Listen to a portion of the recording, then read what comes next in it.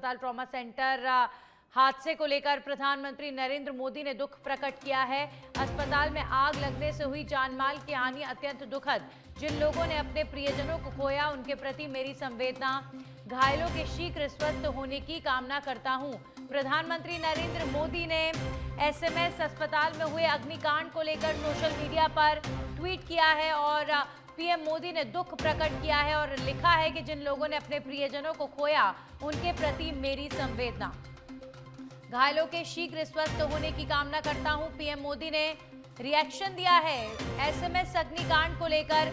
प्रधानमंत्री नरेंद्र मोदी का social media पर ट्वीट सामने आया है। जयपुर एसएमएस अस्पताल ट्रॉमा सेंटर हादसे को लेकर पीएम मोदी ने दुख प्रकट किया है और सोशल मीडिया पर दुख प्रकट करते हुए लिखा कि अस्पताल में आग लगने से हुई जान माल की हानि अत्यंत दुखद है। तो प्रधानमंत्री नरेंद्र मोदी ने शोक प्रकट किया है जिन लोगों की जान गई उनके प्रति और जिन लोगों की हालत अभी गंभीर है उनके स्वास्थ्य को लेकर प्रधानमंत्री नरेंद्र मोदी ने कहा है कि जल्द ही लोग स्वस्थ हों। जिनकी स्थिति गंभीर है ऐसी प्रार्थना करता हूं। जयपुर एसएमएस अस्पताल हादसे को लेकर प्रधानमंत्री का रिएक्शन सोशल मीडिया पर प्रधानमंत्री ने ट्वीट किया है और जिन लोगों की जान सोशल मीडिया पर जिन लोगों की जान एसएमएस अस्पताल में गई उन्हें लेकर सोशल मीडिया पर प्रधानमंत्री का रिएक्शन सामने आया है और श्रद्धांजलि प्रदान की है। प्रधानमंत्री की तरफ से प्रदान की गई है श्रद्धांजलि उन तमाम लोगों के लिए जिनकी जान इस हादसे में चली गई। The loss of lives due to a fire tragedy at a hospital in Jaipur, Rajasthan is deeply saddening. प्रधानमंत्री नरेंद्र मोदी का ट्वीट। राजस्थान के सबसे बड़े अस्पताल जयपुर के सवाई मानसिंह हॉस्पिटल के ट्रॉमा सेंटर के न्यूरो आईसीयू वार्ड में देर रात भयावह आग लगने से 8 मरीजों की मौत हो गई। मरने वालों में 3 महिलाएं भी शामिल हैं। हादसे के समय अस्पताल के आईसीयू वार्ड में कुल 18 मरीज थे जिनमें से बाकी 10 मरीजों को सुरक्षित दूसरी जगहों पर शिफ्ट कर दिया गया है। हादसा रात करीब 11:20 पर हुआ जब आईसीयू के स्टोर रूम में अचानक से धुआं उठने लगा। बताया जा रहा है कि वहां पर medical paper, blood sample tube और आईसीयू से जुड़ा अन्य सामान रखा हुआ था। मुख्यमंत्री भजनलाल शर्मा ने घटना पर शोक व्यक्त करते हुए घायलों का हालचाल जाना और हादसे की जांच के आदेश दिए हैं।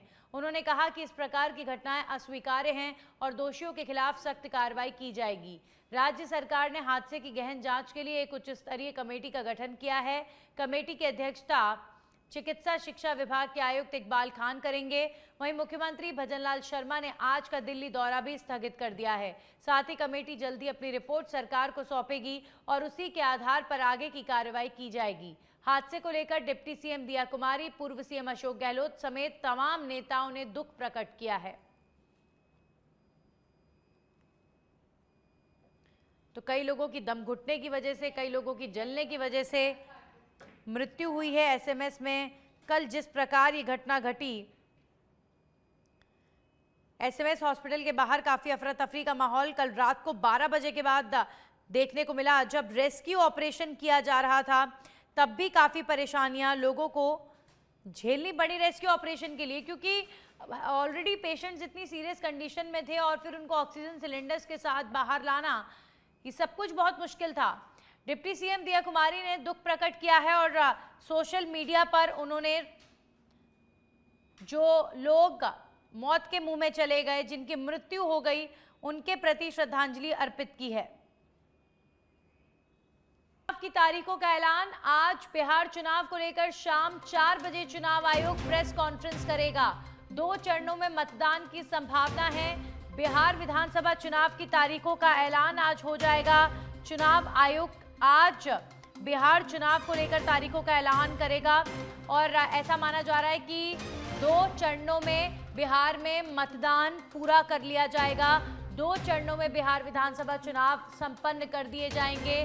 बिहार बड़ा राज्य है और ऐसे में 2 चरणों में चुनाव हो जाता है बिहार में, तो ये भी काबिले तारीफ हम करेंगे कि चुनाव आयोग है। तो बिहार विधानसभा चुनाव की तारीखों का ऐलान आज 4 बजे हो जाएगा। 4 बजे चुनाव आयोग प्रेस कॉन्फ्रेंस करेगा। अब खबरों में आगे बढ़ेंगे। कनाडा में लॉरेंस बिश्नोई गैंग ने 3 जगहों पर फायरिंग कराई है। लॉरेंस गैंग से जुड़े फतेह पुर्तगाल का सोशल मीडिया पर दावा। नवी तेसी नाम के शख्स के ठिकानों पर फायरिंग का दावा किया गया है। लॉरेंस गैंग के नाम पर वसूली करने को लेकर फायरिंग कराई गई। नवी तेसी पर लॉरेंस गैंग के नाम पर वसूली करने का आरोप है। लॉरेंस गैंग के नाम पर 5 मिलियन वसूलने का आरोप लगाया गया है। तो लॉरेंस गैंग के नाम पर वसूली करने को लेकर फायरिंग कराई गई है कनाडा में। लॉरेंस गैंग के गुर्गे ने ही फायरिंग कराई है। नवी तेसी पर लॉरेंस गैंग के नाम पर वसूली करने का आरोप और इसीलिए लॉरेंस गैंग की तरफ से नवी तेसी के ठिकानों पर फायरिंग कराई गई है। लॉरेंस गैंग के नाम पर $5 मिलियन वसूलने का आरोप लगाया जा रहा है। तो 5 मिलियन वसूलने का आरोप लॉरेंस गैंग की तरफ से अब नवी तेसी के ठिकानों पर फायरिंग की घटना को अंजाम दिया गया।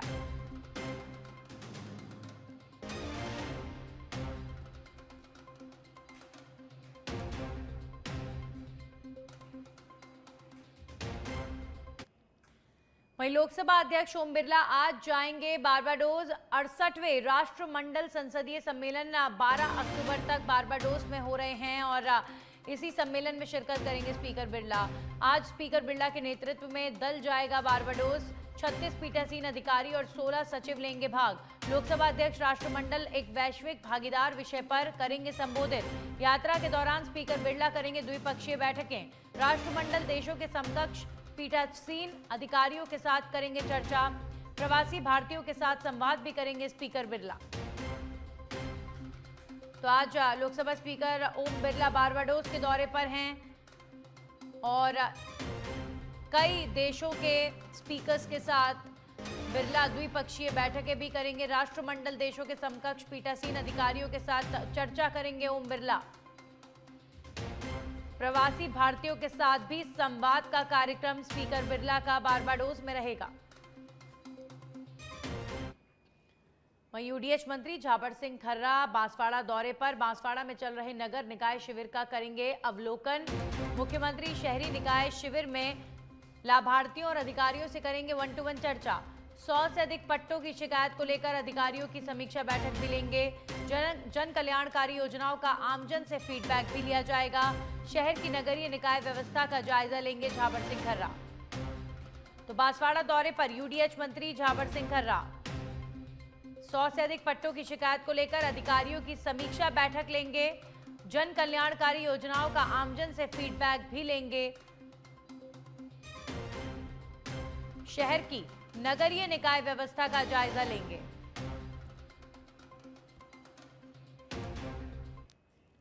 वहीं संसदीय कार्य मंत्री जोगाराम पटेल का जोधपुर दौरा। आज दिशा की बैठक में मंत्री जोगाराम भाग लेंगे। मारवाड़ इंटरनेशनल सेंटर जोधपुर में जिला विकास समन्वय एवं निगरानी समिति की बैठक लेंगे।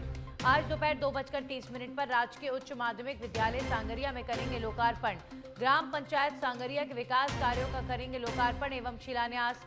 आज दोपहर 3:30 पर उदयपुर के लिए प्रस्थान करेंगे।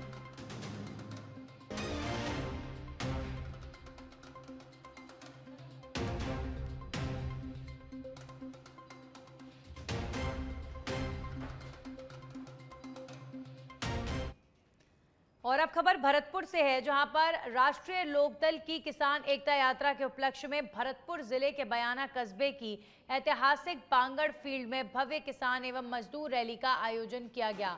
रैली में उमड़े जनसैलाब ने पूरे क्षेत्र में ऐतिहासिक उत्साह का माहौल बना दिया। मुख्य अतिथि के रूप में पहुंचे आरएलडी के राष्ट्रीय अध्यक्ष एवं केंद्रीय मंत्री चौधरी जयंत सिंह का पूरे मार्ग में जबरदस्त स्वागत हुआ। सर्वप्रथम उज्जैन में प्रदेश अध्यक्ष जोगिंदर सिंह अवाना के नेतृत्व में कार्यकर्ताओं ने जयंत चौधरी का जोशीला स्वागत किया। मुख्य अतिथि के रूप में मौजूद जयंत चौधरी ने अपने संबोधन में कहा कि आज भारत तेजी से विश्व की तीसरी सबसे बड़ी अर्थव्यवस्था के रूप में उभर रहा है और इस विकास की रीढ़ हमारे किसान और नौजवान हैं। तो भव्य स्वागत जयंत चौधरी का भरतपुर में हुआ है।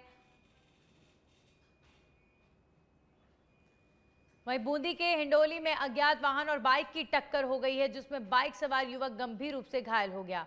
साथ ही रास्ते में जा रही एक बुजुर्ग महिला भी चपेट में आ गई। घायलों को गंभीर अवस्था में 108 एम्बुलेंस की मदद से अस्पताल पहुंचाया गया है। तो ये सड़क हादसा हुआ है बूंदी के हिंडोली में, जहां पर अज्ञात वाहन और बाइक सवार की भीषण टक्कर हो गई है। बाइक सवार युवक गंभीर रूप से घायल हो गया है। बाइक सवार युवक को अस्पताल में भर्ती कराया गया है। एम्बुलेंस 108 की मदद से घायल को अस्पताल ले जाया गया।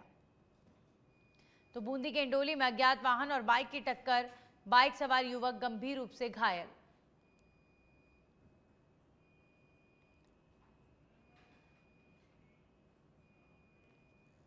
वहीं जयपुर से खबर, ट्रॉमा सेंटर में आग की घटना पर नेता प्रतिपक्ष टीकाराम जूली ने दुख प्रकट किया है। टीकाराम जूली ने कहा कि 8 लोगों की मृत्यु दुखद एवं हृदय विदारक है। भीषण घटना ने मन को झकझोर कर रख दिया है। मेरी गहरी संवेदनाएं दिवंगतों के परिजनों के साथ हैं। ईश्वर दिवंगत आत्माओं को अपने श्री चरणों में स्थान दे। टीकाराम जूली, जिन्होंने एसएमएस अग्निकांड में मृतकों के प्रति अपनी संवेदनाएं प्रकट की हैं, और जूली ने कहा है कि मेरी गहरी संवेदनाएं दिवंगतों के परिजनों के साथ हैं। चारों तरफ से जो रिएक्शन आ रहे हैं, हर कोई बहुत पीड़ा महसूस कर रहा है एसएमएस हॉस्पिटल में हुई इस घटना को लेकर, क्योंकि बेहद दर्दनाक हादसा कल रात को 12 बजे के लगभग एसएमएस हॉस्पिटल में हुआ है। आगजनी की घटना न्यूरो डिपार्टमेंट के आईसीयू वार्ड में हुई है, और आप देखिए कि कितने सारे लोगों की मृत्यु इस घटना में हो गई है। एसएमएस अस्पताल हादसे पर राज्यपाल की शोक संवेदना, राज्यपाल हरिभाव बागड़े ने व्यक्त किया है पूरे घटनाक्रम पर शोक।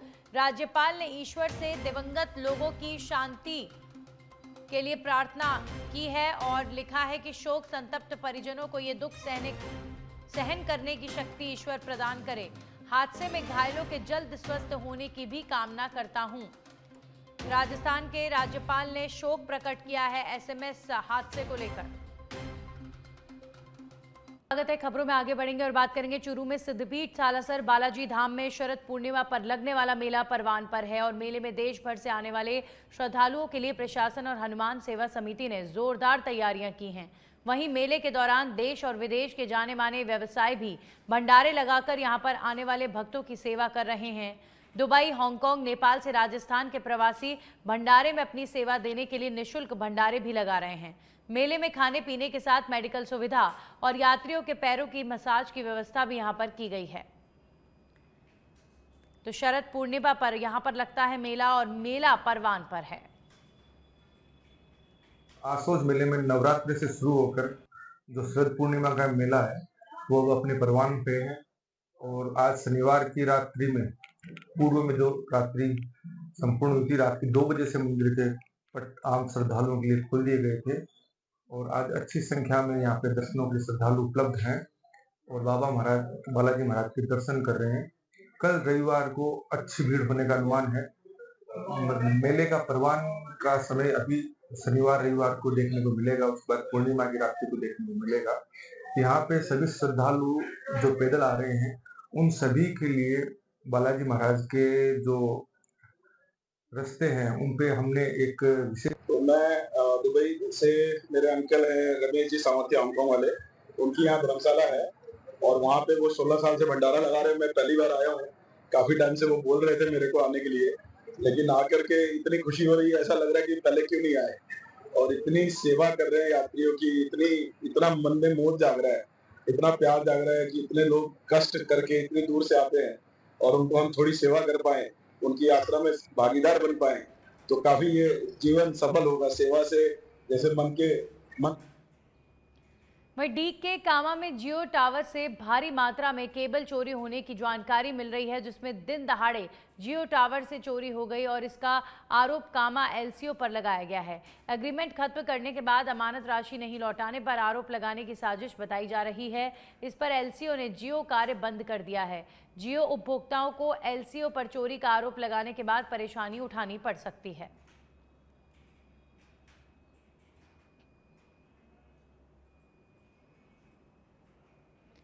वहीं हिंडौन में उप मुख्यमंत्री डॉक्टर प्रेमचंद बैरवा ने आयोजित जाटव समाज के जिला स्तरीय प्रतिभा सम्मान समारोह में बतौर मुख्य अतिथि शिरकत की है।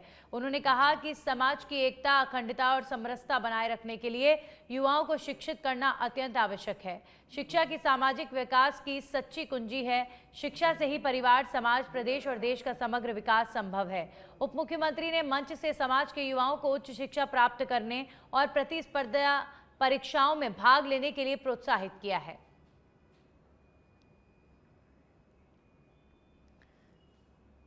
तो हिंडौन सिटी पहुंचे डिप्टी सीएम, जहां पर शिक्षा से ही सामाजिक विकास संभव की बात उन्होंने कही है।